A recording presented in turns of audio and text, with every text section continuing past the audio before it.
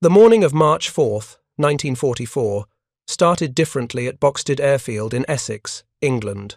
Captain Robert Wallen walked his pre-flight inspection around P-51B number 43-103007, his breath visible in the pre-dawn cold. The Mustang sat on the hardstand looking deceptively ordinary, olive drab paint dulled by English weather, white cross beneath the data block, marking something the ground crews whispered about with equal parts pride and dread.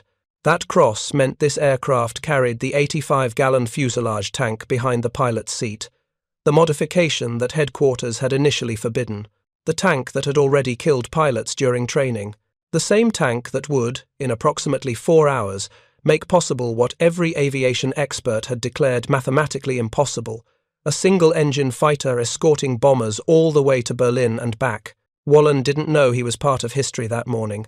He knew only what every P-51 pilot had learned through careful instruction and occasional tragedy. Fly with that fuselage tank full, and the airplane stopped behaving like a fighter. The center of gravity shifted so far aft that stick forces dropped to almost nothing. A gentle turn could become a snap roll. A combat maneuver could tear the horizontal stabilizer clean off the aircraft. The technical order was explicit. Burn that tank first. Burn it fast. Get the center of gravity forward before anyone started shooting. At 07:25 hours, 18 P-51Bs of the 354th Fighter Group lifted off from Boxted.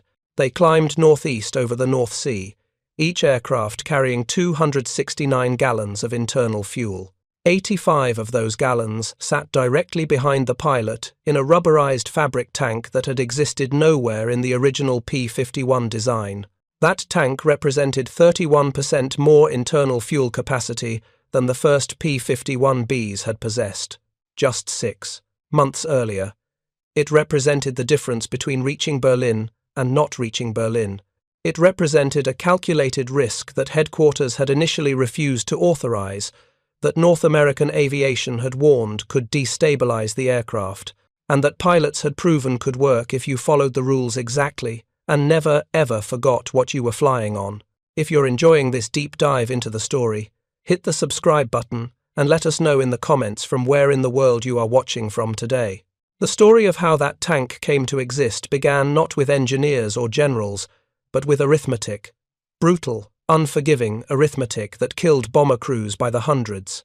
October 14th, 1943, a date that bomber crews would remember as Black Thursday, had clarified the mathematics of strategic bombing with horrifying precision. 291 B-17 Flying Fortresses had attacked Schweinfurt's ball-bearing factories. 60 were shot down. 17 more landed so badly damaged they would never fly again. Over 600 men gone. The losses represented 26% of the attacking force. At that rate of attrition, the 8th Air Force would cease to exist in less than 6 months. The problem was range. The Republic P-47 Thunderbolt, magnificent as it was, could reach approximately 375 miles with drop tanks before turning back.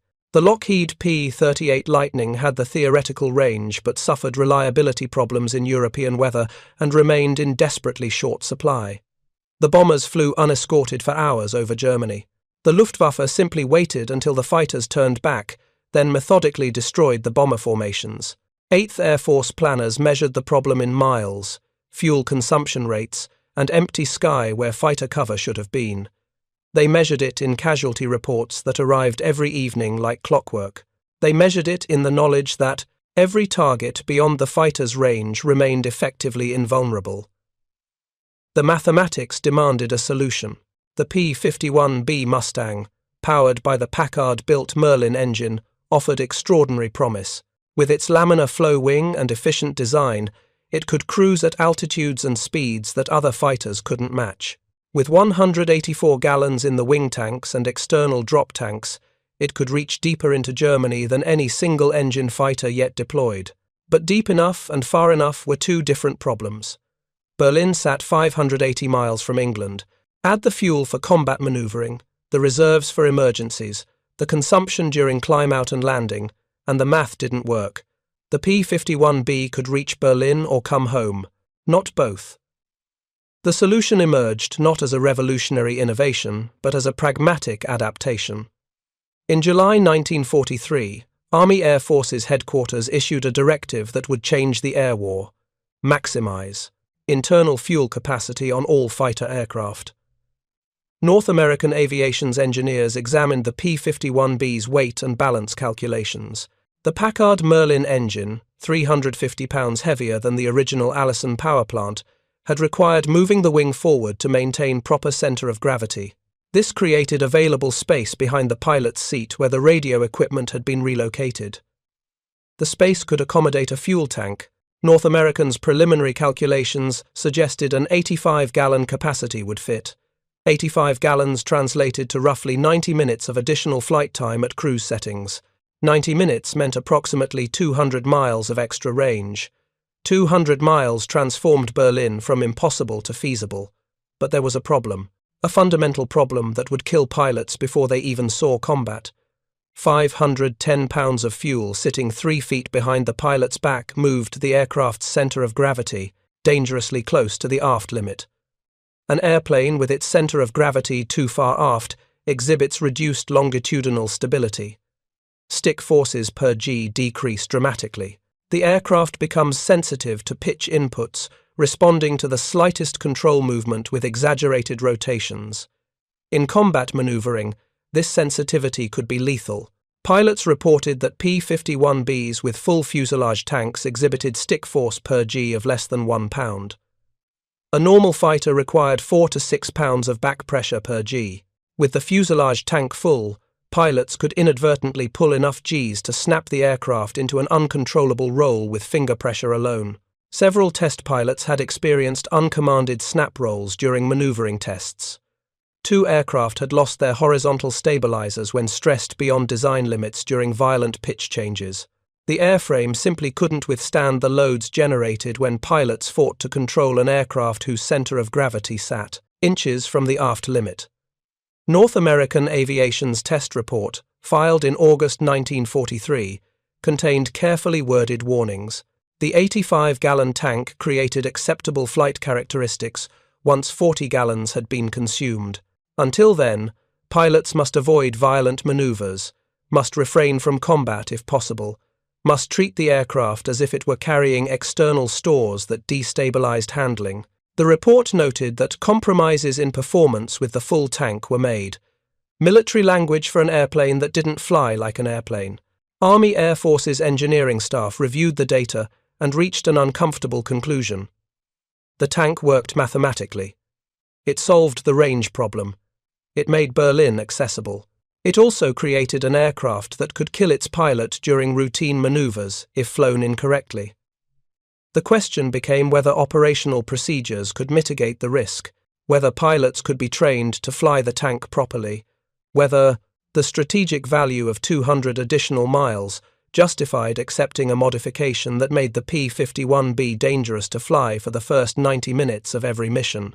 In August 1943, despite the warnings, despite the test pilots' reports of near disasters, despite North Americans' carefully worded concerns, Army Air Forces headquarters authorized installation of the 85-gallon fuselage tank in all P-51B production aircraft starting with the -5 block. The modification went into production in September 1943. The tank itself was simple, almost crude by aviation standards. Rubberized fabric, similar to drop tank construction, formed over wooden formers. The tank sat in the space behind the pilot's seat, where the radio equipment had previously been mounted, secured by metal straps to hard points on the fuselage structure. Fuel lines ran forward to the wing tanks, connected through selector valves that allowed pilots to manage fuel transfer. The system added 85 gallons for the cost of about 50 pounds of empty weight. The mathematics were beautiful.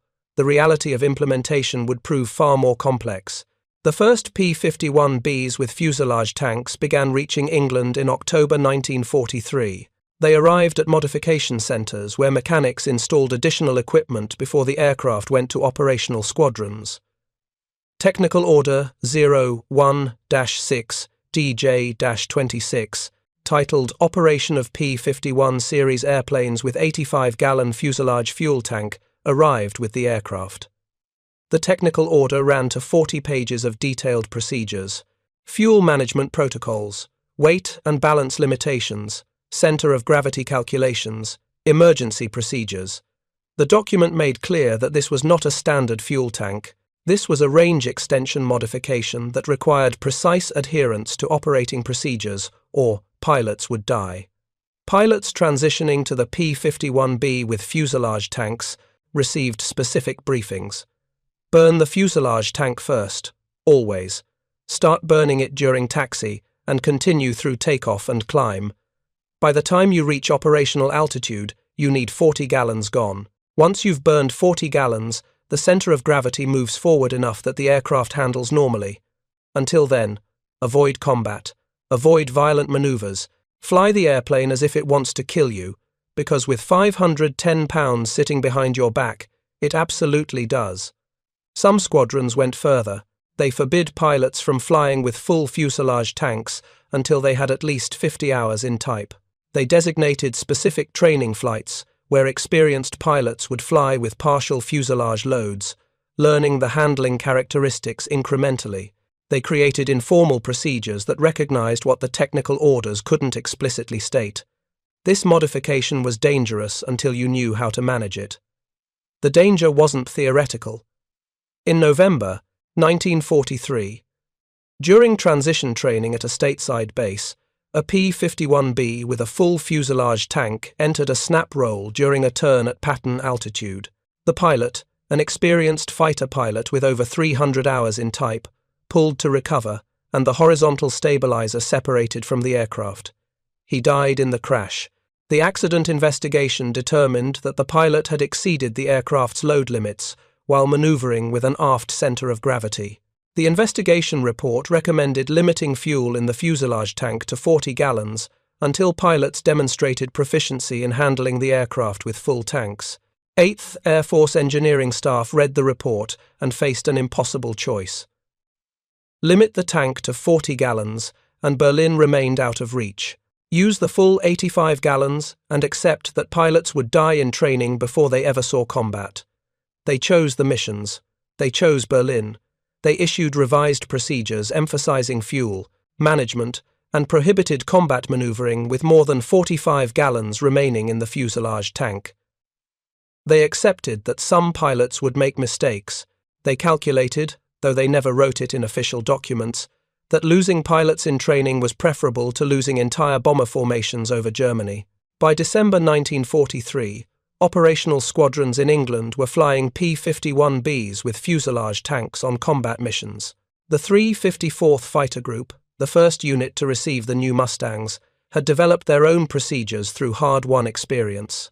Crew chiefs filled the fuselage tanks last, timing the fill so that aircraft would take off within 2 hours. The resin-impregnated fabric could handle fuel exposure for about 5 hours before beginning to degrade. Pilots started engines with the selector valve set to the fuselage tank, burning that fuel during ground operations. They took off on the fuselage tank, climbed on the fuselage tank, and didn't switch to wing tanks or drop tanks until at least 30 minutes had elapsed.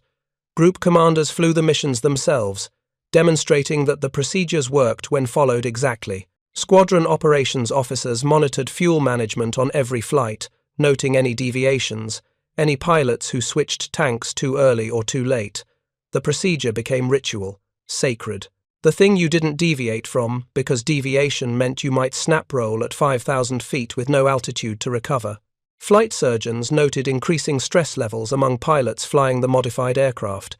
The doctors documented that pilots' heart rates during the first 30 minutes of flight exceeded their rates during combat. The psychological burden of flying an unstable aircraft, of knowing that one wrong control input could kill you before the enemy ever appeared, took its toll. Some pilots requested transfers. Some simply refused to fly with full fuselage tanks, citing the accidents they'd witnessed or heard about. Squadron commanders faced the choice of forcing compliance or accepting reduced operational capability. Most chose compliance. Most explained, in quiet conversations that never appeared in official records, that the bomber crews had no choice about being shot down over Germany. Fighter pilots, at least, had the option of burning the tank down to safe levels before engaging the enemy. It was a choice, they said. A dangerous choice, but still a choice. The mathematics remained brutal, but had shifted in the Allies' favour. With 85 gallons in the fuselage tank, 184 gallons in the wings, and 2 external 75-gallon drop tanks, a P-51B carried 419 gallons total. At cruise settings, 27 inches of manifold pressure, 2,000 RPM, running rich enough to keep cylinder head temperatures safe, the Packard Merlin consumed approximately 70 to 75 gallons per hour. 419 gallons provided roughly 5.5 hours of flight time. Subtract 30 minutes for takeoff, climb, and landing reserves. Subtract another 30 minutes for combat at high power settings. That left 4.5 hours at cruise.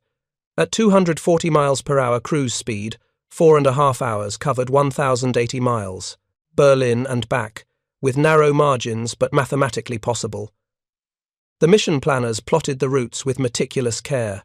They calculated winds aloft, added safety margins, identified potential alternates if weather closed in. They briefed pilots on fuel management, with the understanding that running out of gas over the North Sea was only marginally better than being shot down over Germany. They accepted that some aircraft would return with fuel gauges reading nearly empty, pilots making straight-in approaches because circling the pattern would consume fuel they didn't have. The system worked. Barely. It worked because pilots followed procedures exactly. It worked because mechanics filled tanks precisely. It worked because squadron commanders enforced fuel discipline with the understanding that sloppy fuel management killed people just as surely as Messerschmitt cannon. By February 1944, the 8th Air Force had 6 fighter groups transitioning to or already flying P-51Bs with fuselage tanks. The groups escorted bombers deeper into Germany than any single-engine fighters had previously reached. Loss rates for bomber formations with P-51 escort dropped by more than half compared to unescorted missions. The Luftwaffe found itself fighting on its own territory, unable to retreat to safe airspace beyond the fighters' range, forced to engage escorts that could follow them anywhere. If you're enjoying this deep dive into the story, hit the subscribe button and let us know in the comments from where in the world you are watching from today. The strategic value of those 85 gallons became undeniable. Hermann Göring, commander of the Luftwaffe, would later state in interrogations that when he saw American single-engine fighters over Berlin, he knew Germany had lost the air war. What he didn't know, what the German intelligence services never fully appreciated, was that those fighters reached Berlin by accepting a modification that made them dangerous to their own pilots for the first hour of every mission. The Americans had solved their range problem not through superior technology, but through calculated risk. They'd added a tank that killed pilots in training, issued procedures to minimize the deaths, and sent the aircraft into combat anyway. It worked because the alternative, losing the strategic bombing campaign, was unacceptable. The mathematics of war sometimes demanded uncomfortable calculations. How many pilots lost in training were acceptable to save how many bomber crews? How much risk could you ask pilots to accept for missions that might shorten the war by months? How do you balance individual lives against strategic necessity? 8th Air Force commanders made those calculations every day. They made them in mission planning meetings, in technical directives, in quiet decisions about fuel tank modifications that appeared in no public records. The 85-gallon fuselage tank represented all of those calculations condensed into 50 pounds of rubberized fabric installed behind a pilot's seat. The weight of strategic decision-making, measured in gallons and pounds and miles, in lives saved and lives risked, in the cold arithmetic that determined which missions were possible and which remained beyond reach. If you find this story engaging, please take a moment to subscribe and enable notifications. It helps us continue producing in-depth content like this. March 4th, 1944, would test those calculations under operational conditions that no training flight could replicate. The mission briefing at Boxted began at 0500 hours. Intelligence officers pulled back the curtain covering the mission map, revealing a red ribbon stretching from England across the North Sea, over Germany, directly to Berlin. The room went silent. Then someone whistled low. Berlin. The 354th Fighter Group would provide part of the escort for over 700 B-17 seconds and B-24 seconds, attacking targets in the German capital. The mission profile demanded everything the P-51B with its fuselage tank could provide and more. 580 miles to target. Combat over Berlin. 580 miles back. Total mission time estimated at 5 hours 15 minutes. Weather forecast called for solid cloud cover over the North Sea, improving over Germany. Winds aloft from the west at 25 to 30 miles per hour. Good for the outbound leg, problematic for the return. Navigation would be critical. Getting lost over Germany with marginal fuel could be fatal. Operations Officer Major Donald Blakesley addressed the assembled pilots with characteristic bluntness. "You'll burn your fuselage tanks first. No exceptions. By the time we hit the Dutch coast, I want everyone down to 40 gallons or less in that rear tank. Anyone who gets bounced before then will drop their external tanks and run for home. You don't fight with 500 pounds of gas behind your back. You break off, you run, you live to fly another day." He paused, surveying the room. "Berlin is 600 miles from here. The bombers need us there and they need us back. Stick to the fuel management plan. Watch your gauges. This isn't the mission to get creative." The pilots understood. Several had flown the experimental long-range missions in February, testing the P-51B's capabilities with the fuselage tank. They'd learned that the fuel gauge for the fuselage tank was unreliable at best, often reading empty when 20 gallons remained, or full when the tank had already been drawn down. Standard procedure was to time the burn rather than trust the gauge. 30 minutes at cruise power, flowing approximately 40 gallons per hour, meant consuming 20 gallons. Do that twice, and you'd burned enough to bring the center of gravity forward. Simple arithmetic, life or death consequences. The pilots synchronized their watches. They checked fuel selector procedures one more time. They mentally rehearsed the fuel management sequence that would keep them alive. Captain Robert Wallen walked to his aircraft in darkness. Pre-flight checklist memorized from hundreds of repetitions. P-51B number 43-103007 sat exactly where he'd left it the evening before, ground crew having completed their overnight servicing. The crew chief, Staff Sergeant Thomas Miller, met him at the wing. "Sir, she's fueled and ready. Full internal tanks, including the fuselage. Drop tanks are the 75-gallon metal type. I personally checked the selector valves and the fuel lines. Everything's tight." Wallen nodded. "Fuselage tank filled when?" "About an hour ago, sir. You've got plenty of time before any degradation."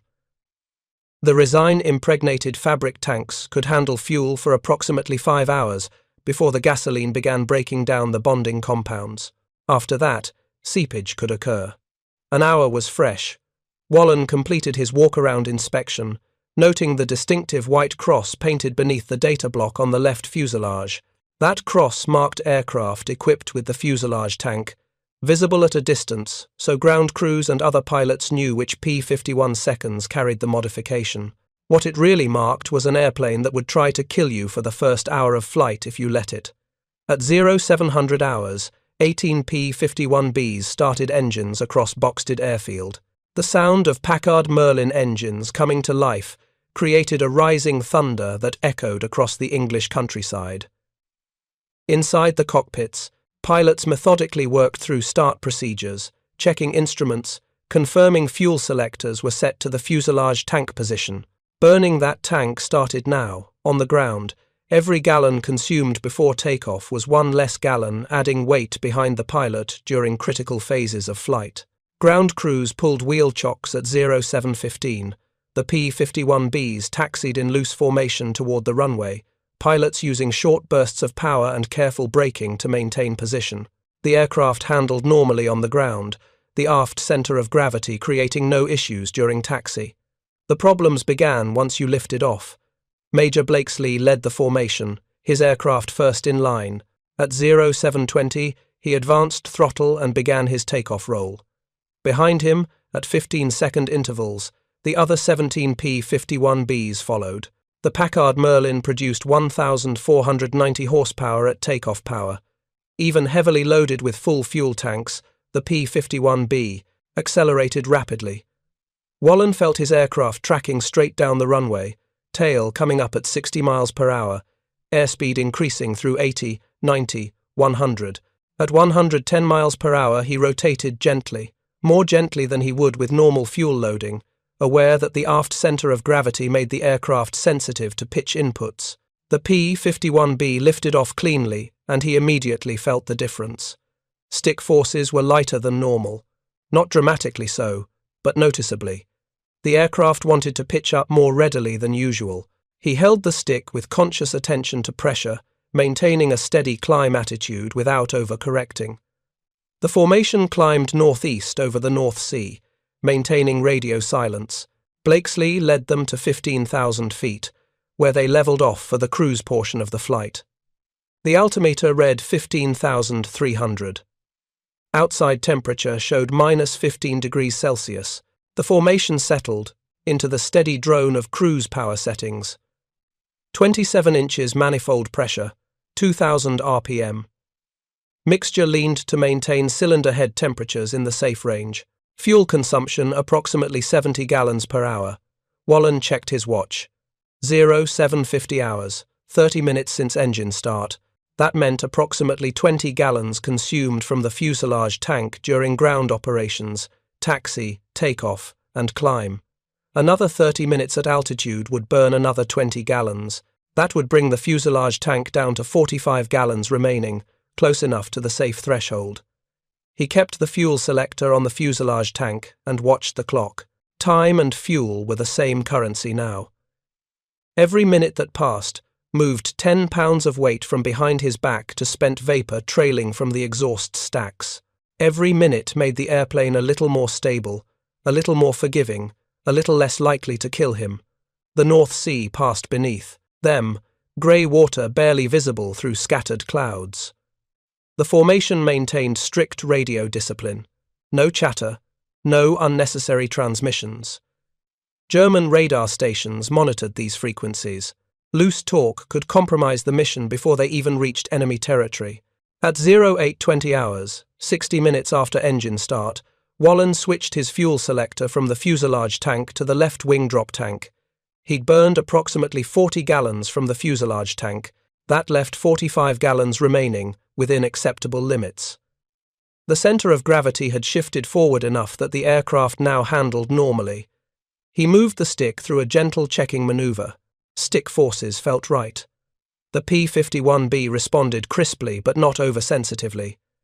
He was flying a fighter again, not a barely controlled fuel container with wings. Other pilots in the formation made the same switch, staggering their transitions to avoid everyone changing tanks simultaneously. If someone experienced a fuel system malfunction during the switch, having the rest of the formation on different tank selections provided insurance. They crossed the Dutch coast at 0845 hours. Below them, German radar stations tracked the formation. Somewhere, Luftwaffe controllers were vectoring fighters toward the bomber stream. The real mission was about to begin. Wallen completed his combat checks. Gun switches on. Gun sight illuminated. Drop tank jettison handle confirmed accessible. He kept the fuselage tank selected off, planning to burn the wing tanks and drop tanks before returning to that remaining 45 gallons in the fuselage. Standard procedure: burn externals first, then wing internals, then fuselage. That sequence kept the center of gravity as far forward as possible for as long as possible. At 0915 hours, they rendezvoused with the bomber formation northeast of Hanover. The sky filled with B-17 seconds, flying in tight combat boxes, their contrails streaming behind them like white ribbons marking their path. The sight never failed to impress. Hundreds of heavy bombers, each carrying 10 men and several tons of bombs, arrayed in formations designed to maximize defensive firepower. Each bomber represented months of training, millions of dollars of equipment, and 10 lives depending on fighter escort to keep the Luftwaffe off their backs. The P-51Bs took up their escort positions, weaving above and around the bomber formation. The weaving pattern allowed the faster fighters to stay with the slower bombers without constantly throttling back. It also provided the ability to spot attacking enemy fighters from multiple angles. They flew this pattern for the next hour, watching the German countryside pass beneath them, waiting for the inevitable attacks. At 0950 hours, the radio crackled with the first warning. "Bandits, 11 o'clock high, coming in fast." Wallen's head snapped left, eyes scanning the sky where his squadron mate had called contacts. There. Dark specks against the clouds, growing larger rapidly. Messerschmitt Bf-109s, at least a dozen of them, diving toward the bombers. "Drop tanks now." Blakesley's voice cut through the radio. Wallen reached for the drop tank jettison handle and pulled. The two 75-gallon metal tanks separated cleanly from the wing pylons, tumbling away. The P-51B immediately felt lighter, more responsive. 450 pounds of tanks and fuel gone, the aircraft transformed into the fighter it was designed to be. He advanced throttle to combat power and turned toward the attacking German fighters. The next 3 minutes became a blur of hard maneuvering. Wallen pulled into a climbing turn, tracking a Bf-109 that had overshot its attack on a B-17. The German pilot saw him coming and broke hard left, pulling into a tight defensive spiral. Wallen followed, stick and rudder coordinated, keeping the German fighter in his gun sight. The P-51B responded instantly to his inputs.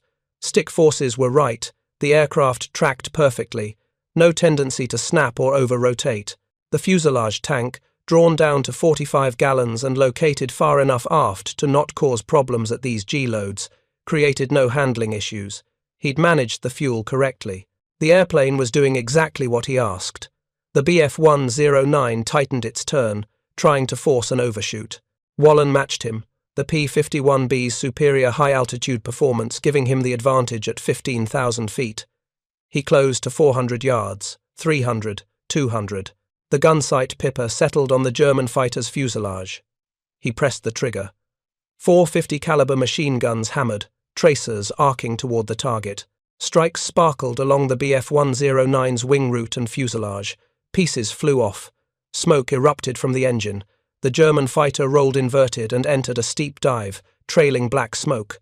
Wallen didn't follow. He'd learned early that chasing damaged fighters down was a good way to get separated from the formation and jumped by other enemy aircraft. He reversed his turn, climbing back toward the bombers, scanning for additional threats. The engagement lasted another 10 minutes before the German fighters broke off, having lost 4 aircraft with minimal damage to the bombers. The P-51 escorts had done their job.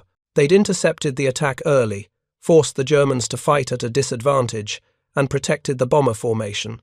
Blakesley reformed the escort, checking for damage and assessing fuel states. "Lead, this is Red 3. I'm showing 80 gallons remaining." The pilot had burned more fuel than planned during the combat. He'd probably run his engine at maximum power for extended periods. 80 gallons with over 2 hours still to fly would be tight.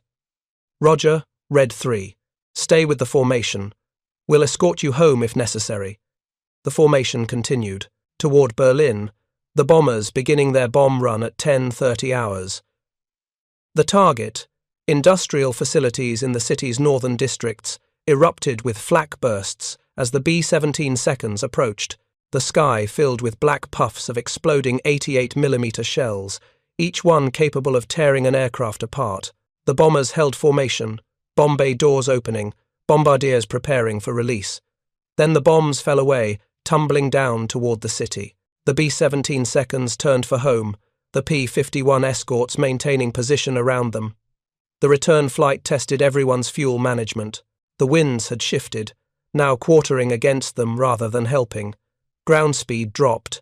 Fuel consumption continued at cruise rates, but they were covering less distance per gallon. Wallen monitored his fuel gauges with increasing attention. Left-wing tank showing 40 gallons, right-wing tank showing 42. Fuselage tank still had those 45 gallons, reserve fuel he'd carefully preserved. He did the math. 82 gallons in the wings, 45 in the fuselage, 127 gallons total. Fuel consumption 70 gallons per hour. That gave him 1 hour 45 minutes of flight time remaining. They were 2 hours from England. The numbers didn't work unless he leaned the mixture more aggressively, accepted higher cylinder head temperatures, squeezed every possible mile from the remaining fuel. He adjusted his mixture control, leaning until the cylinder head temps climbed to 230 degrees Celsius, higher than the technical manual recommended for continuous operation, but still within limits. His fuel flow dropped to 65 gallons per hour. That gave him approximately 1 hour 55 minutes of flight time. Still tight, but possible. Other pilots in the formation made similar calculations, trading engine longevity for range, accepting increased wear in exchange for making it home. At 11:30 hours, they crossed the Dutch coast, heading northwest. The formation descended gradually, trading altitude for slightly reduced fuel consumption at lower altitudes. At 12,000 feet, the Packard Merlins ran more efficiently, required less fuel to maintain cruise power. Every small advantage mattered now. Wallen's fuel gauges read 30 gallons left wing, 32 gallons right wing, 45 gallons fuselage, 107 gallons total. He calculated 1 hour 38 minutes remaining at current consumption. The English coast was 1 hour 15 minutes ahead. He'd make it with maybe 15 minutes of reserve fuel, enough for one approach and landing. No margin for weather delays or diversions. At 11:55 hours, the North Sea spread beneath them, grey and empty. This was the dangerous part of the return flight. If an engine failed here, there was nowhere to land except cold water. Survival time in March water temperatures was measured in minutes. The formation pressed on, each pilot, privately monitoring fuel states, calculating whether they'd reach land before the gauges read empty. Red 3, the pilot who'd reported low fuel after the engagement, called at 12:10 hours. Lead, Red 3. I'm showing 30 gallons total. I need to break formation and head direct for the coast. Roger, Red 3. Proceed direct. Red 4. Go with him. Blakesley detailed a wingman to escort the low-fuel aircraft. Fighter pilots didn't leave anyone alone over the North Sea. At 12:35 hours, the white cliffs of Dover appeared on the horizon. The formation climbed slightly for better visibility, pilots searching for their home field. Boxted lay 30 miles inland from the coast, 30 miles that felt longer than the entire trip from Berlin. Wallen's gauges showed 22 gallons left wing, 24 gallons right wing, 45 gallons fuselage, 91 gallons remaining. He'd made it, but the margins had been exactly as narrow as the mission, planners predicted. At 12:50 hours, Boxted appeared ahead. The formation entered the traffic pattern, spacing out for individual landings. Wallen configured his aircraft for landing, gear down, flaps extended, fuel selector switched to the fullest tank. The P-51B settled onto the runway at 12:58 hours, 5 hours 38 minutes after takeoff. He taxied to his hardstand and shut down the engine. The sudden silence felt profound. Staff Sergeant Miller appeared at the wing with a ladder. "How'd she do, sir?" Wallen climbed out of the cockpit, legs stiff from 5 hours of sitting. "She did fine. Fuel management worked exactly as briefed." "How much fuel do we have left?" They measured the tanks. 18 gallons in the wings, 43 gallons in the fuselage, 61 gallons total. At 70 gallons per hour consumption, that represented approximately 52 minutes of flight time remaining. Wallen had landed with less than an hour of fuel. The mission had used 358 gallons out of 419 gallons carried at takeoff. The 85-gallon fuselage tank had provided exactly the margin needed to reach Berlin and return. Without it, the mission would have been impossible. The debriefing that afternoon focused on fuel states and aircraft performance. Every pilot reported their remaining fuel. The numbers painted a consistent picture. Those who'd followed fuel management procedures precisely had landed with 50 to 70 gallons remaining. Those who'd deviated, who'd run higher power settings during cruise or burned fuel less efficiently, had landed with 30 to 40 gallons. The difference between correct procedures and improvisation was measured in gallons that translated directly to survival margins. Red 3 landed at a forward coastal field with 21 gallons remaining, less than 20 minutes of flight time. He'd made it because Blakesley had authorized him to break formation and fly, direct, cutting 15 miles off his return route. Those 15 miles represented approximately 12 gallons of fuel, the margin between landing safely and ditching in the North Sea. Major Blakesley summarized the mission in his after-action report, filed that evening with 8th Air Force Headquarters. All aircraft returned safely. Fuel management procedures were followed and proved adequate for the mission profile. The 85-gallon fuselage tank performed as expected. Recommend continued use of current fuel management protocols for all long-range escort missions. The report made no mention of the risks, the near misses during training, the pilots who died learning to fly with the tank. Official reports documented successes, not the costs of achieving them. The 85-gallon fuselage tank had proven itself operationally on the most demanding mission flown to date by single-engine fighters. Berlin had been reached. The bombers had been protected. Everyone had come home. The mathematics worked. Over the following weeks, the strategic impact of that capability became impossible to ignore. 8th Air Force flew 5 major raids on Berlin in March 1944, escorted by P-51Bs, carrying fuselage tanks. Bomber loss rates on escorted missions dropped to 3 to 4%, compared to 8 to 10% on unescorted missions. The difference represented hundreds of lives saved, dozens of aircraft preserved, and the psychological knowledge among bomber crews that they wouldn't face German fighters alone. The Luftwaffe found itself engaged in a war of attrition it couldn't win. American fighters ranged over all of Germany, attacking airfields, destroying aircraft on the ground, forcing German fighters into combat at times and places chosen by the escorts. The German fighter force bled experienced pilots, the irreplaceable veterans who'd survived years of combat. Training programs couldn't produce replacements fast enough. New German pilots reached operational squadrons with less than 50 hours of flight time, compared to over 300 hours for American pilots. The quality gap widened with every engagement. By April 1944, the Luftwaffe Day Fighter Force existed primarily as a defensive organization, reacting to American raids rather than controlling German airspace. The 85-gallon fuselage tank, that simple modification that had killed pilots during training, had contributed directly to this strategic shift. It had given American fighters the range to engage everywhere. It had made Berlin accessible. It had transformed the P-51B from a good fighter into a war-winning weapon system. But the tank's development and implementation revealed uncomfortable truths about how wars were fought. The modification had been authorized despite knowing it would kill pilots in training. Procedures had been implemented to minimize deaths, but not eliminate them. The calculation had been explicit, though never stated in official documents. Losing pilots during training was acceptable if it saved bomber crews during combat operations. The tank demonstrated that strategic advantage sometimes required accepting tactical risk, that winning wars demanded uncomfortable choices about whose lives to risk and when, that the mathematics of survival operated at scales larger than individual aircraft or individual missions. The P-51 pilots who flew with fuselage tanks understood this implicitly.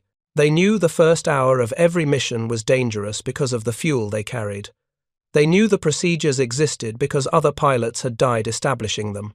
They knew that following those procedures exactly was the difference between coming home and becoming a statistic. And they flew anyway, because the alternative was watching bomber formations get slaughtered over Germany while fighters sat in England, too short-range to help. The 85-gallon fuselage tank represented a choice, a calculated risk, a decision that strategic necessity justified tactical danger. Every P-51B that took off with that tank carried those calculations condensed into 50 pounds of rubberized fabric behind the pilot's seat. The mechanics who installed the tanks, who filled them before missions, who maintained the fuel systems, understood the weight of their work. Staff Sergeant Miller, who'd fueled Wallen's aircraft before the Berlin mission, kept meticulous records of every tank he filled. He noted the time of fueling, the quantity added, any anomalies in the fuel system. He knew that sloppy work could kill pilots. He knew that fuel contamination, air in the lines, or improperly secured connections could cause failures that no amount of pilot skill could overcome. The ground crews developed their own procedures, their own checks and double checks. They tested fuel selector valves before every mission. They verified that fuel was actually flowing when pilots selected the fuselage tank. They watched aircraft during engine start, looking for signs of fuel system problems. They caught issues that pilots never knew existed, problems that would have manifested during flight with potentially lethal consequences. The relationship between pilots and ground crews deepened through this shared understanding. The pilots trusted their lives to the mechanics' work. The mechanics felt the weight of that trust every time they signed off an aircraft as ready for flight. Both groups understood they were part of a system where small mistakes had large consequences. By June 1944, with the Normandy invasion underway, P-51Bs with fuselage tanks flew multiple missions daily, providing cover for ground operations, escorting bombers, conducting fighter sweeps deep into Germany. The tank had become standard equipment, its presence marked by that white cross beneath the data block, its dangers managed through procedures that had been refined through hard experience. Pilots transitioning to the P-51B received extensive training on fuel management.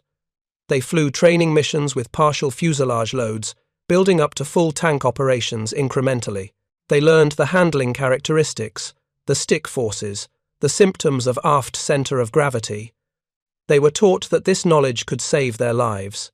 Most importantly, they learned that the procedures existed for reasons written in accident reports and casualty lists. The training emphasized that following procedures wasn't bureaucratic compliance, it was survival. The instructors, many of them combat veterans who'd flown the aircraft operationally, shared stories that never appeared in official documents. Stories about pilots who'd ignored procedures and died. Stories about near misses that could have been disasters. Stories that conveyed the message: respect this airplane, respect the modification, follow the procedures, and you'll probably survive. Deviate.